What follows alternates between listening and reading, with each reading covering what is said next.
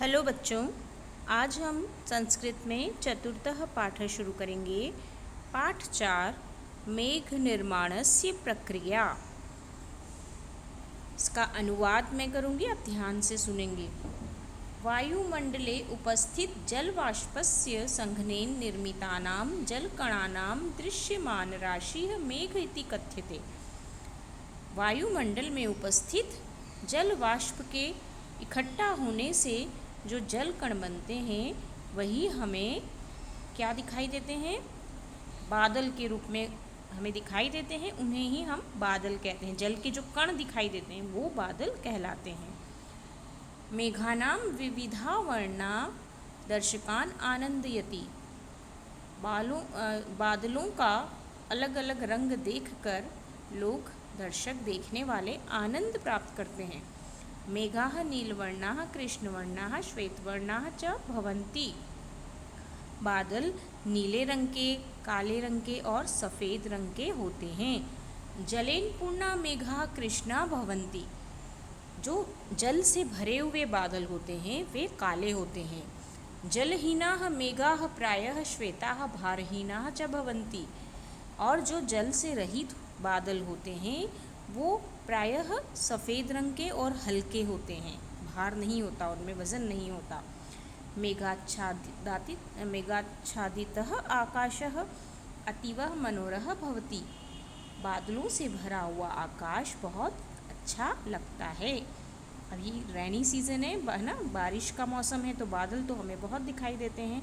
और बादल जब आसमान में इस तरह के पानी के बादल होते हैं तो हमें आकाश भी बहुत सुंदर दिखाई देता है। बालकाः किं यूयं मेघ निर्माणस्य प्रक्रिया विषये जानीतः। बालकों, क्या तुम मेघ निर्माण की प्रक्रिया के विषय में जानते हो। अद्य वयं मेघ निर्माणस्य प्रक्रिया विषये पठामः। आज हम मेघ निर्माण की प्रक्रिया के विषय में पढ़ेंगे। मेघाः जलस्य हिमस्य वा सहस्रकणैः मिलित्वा निर्मिताः भवन्ति।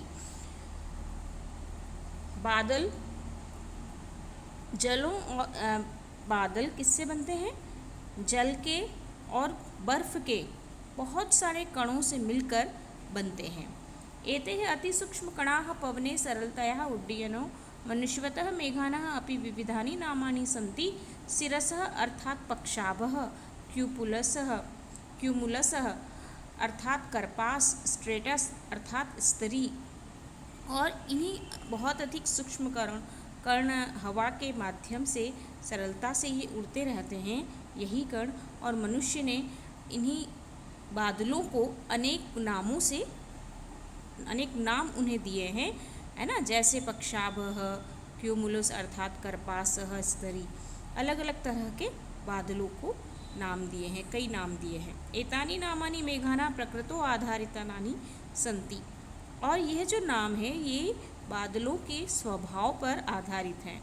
बहुधा मेघाः अन्य विविधेषु आकारेषु दृश्यन्ते। बहुत से बादल अन्य अलग अलग प्रकार आकार के दिखाई देते हैं। ते संयुक्त नाम भी एव ज्ञानते। वे आपस में मिलकर भी रहते हैं।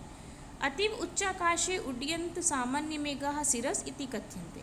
जो बहुत अधिक आकाश में बहुत अधिक ऊंचाई पर उड़ते हैं वो सामान्य बादल सिरस कहलाते हैं। सिरस पदस्य अर्थोसी वर्तुलाकार। सिरस शब्द का क्या अर्थ है? वर्तुलाकार, यानी गोल गोल, है ना, थोड़े से गोलाकार जो होते हैं। एते मेघाः आकाश मार्ग प्रतिदिनम द्रष्टुं शक्यन्ते। ऐसे बादलों को हम आकाश में रोज़ाना देख सकते हैं। इमे अतीव भारहीना कोमलाश्च भवन्ति। ये बहुत हल्के और कोमल होते हैं। इमे हिम कणभ्य निर्माताः भवन्ति। इसके अंदर बर्फ के कण बनते हैं। इसे ग्रीष्म दिवसेषु दृश्यमानेषु मेघेषु अपि भवन्ति यत उच्चतायामतीव शीतलता भवति। गर्मियों के दिनों में ऐसे बादल दिखाई देते हैं जब बहुत अधिक शीतलता, ठंडक होती है।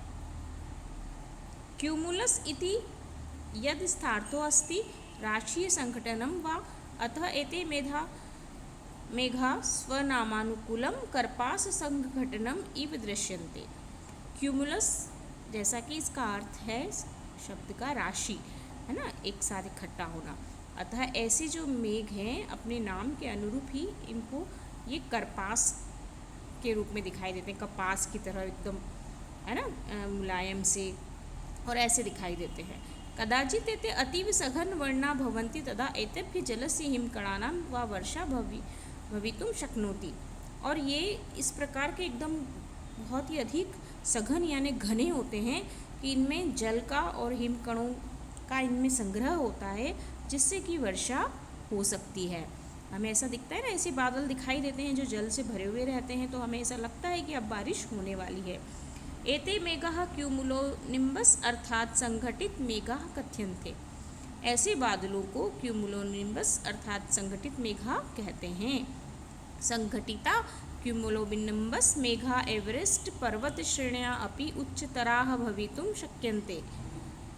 इस प्रकार के जो बादल हैं वो ऊंची ऊंची पर्वत श्रेणियों पर दिखाई देते हैं।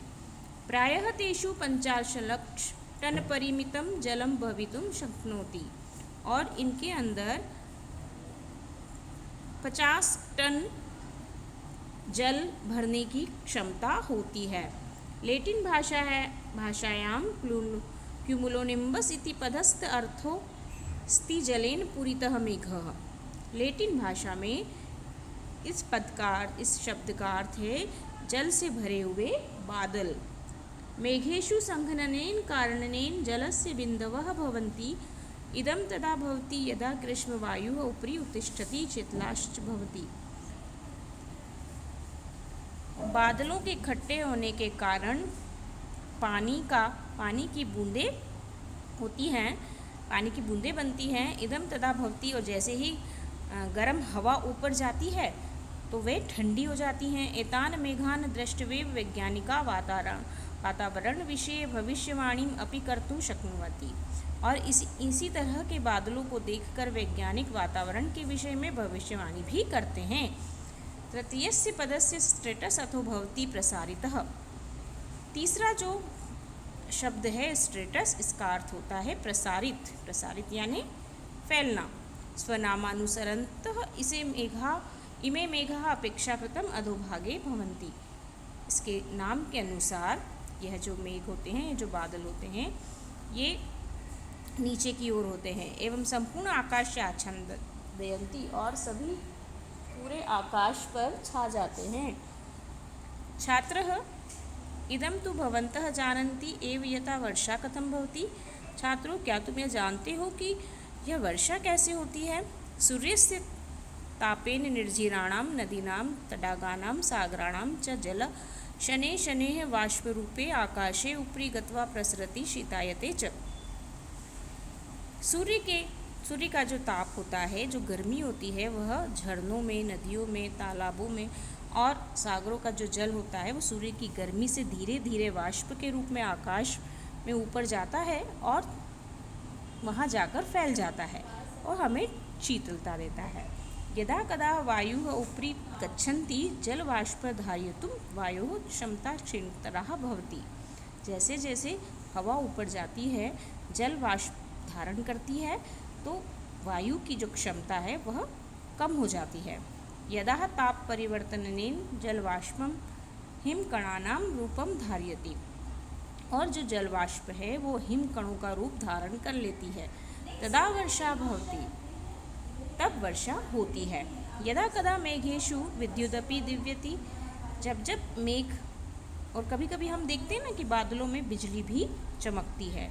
मेघाः मूलतः सकारात्मकाः निषेधः काश्चः आवेशयुक्तः भवन्ति। और ये जो बादल होते हैं ये सकारात्मक रूप से आवेशयुक्त नहीं होते हैं। यदा एते मेघाः परस्पर संघर्षयन्ति तदा एतेषु विद्युतः दिव्यन्ति। ये बादल आपस में संघर्ष करते हैं, यानी कि आपस में टकराते हैं, तब यह बिजली उत्पन्न होती है। अपराश्चः एतेषु अवरोधितः जलवर्षाया बिंदूनां रूपे धरायाम आपतति। और इसी वजह से जो रुका हुआ जल होता है वह जल बिंदुओं के रूप में, वर्षा के रूप में, वर्षा की बूंदों के रूप में धरती पर गिरता है। अनेन प्रकारेण एते मेघाः धरायाः जलचक्रः निर्मापयति। और इसी प्रकार से बादल धरती पर पानी की बूंदों के रूप में जलचक्र बनाते हैं। यदा बिंदूनां रूपे इदं पत्यमानं वर्षा जलम एकत्रितं भूत्वा एकतः एव धरायाम् अतीव तीव्र रूपेण आपतति, इयं क्रिया मेघ विस्फोटनम इति कथ्यते। जब बिंदुओं के रूप में यह जो वर्षा जल इकट्ठा होता है और इकट्ठा होकर एक साथ धरती पर तीव्र रूप से गिरता है, तो इस क्रिया को मेघ विस्फोट यानी बादल का फटना कहते हैं। केचिच्च जनाः तस्मै मेघ विस्फोटनं धारयन्तः वर्षा आंग्लभाषायाश्च क्लाउड बस्ट इत्यपि कथयन्ति।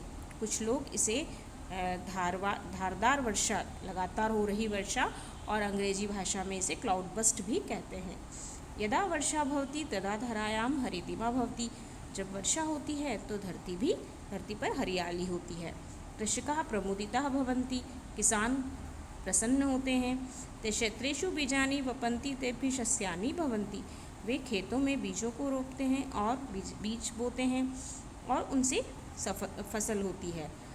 अस्मभ्यम अन्नानि फलानि शाकानि च मिलन्ति। और हमें भी अन्न, फल और साग सब्जियाँ मिलती है। सर्वत्र हर्षोल्लास भवति, सभी ओर खुशहाली होती है। मेघाः जलचक्रम पूरयन्ति, बादलों का जलचक्र पूरा होता है। यदि वर्षा न भविष्यति तदा वयं किं कर्यस्याम, यदि बारिश नहीं होगी तो हम क्या करेंगे।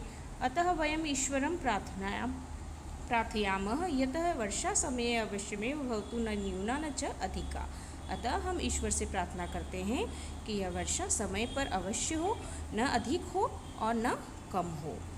तो यह पाठ हमने पढ़ा बच्चों, मेघ निर्माणस्य प्रक्रिया। इस पाठ के अनुवाद को आप ध्यान से समझें।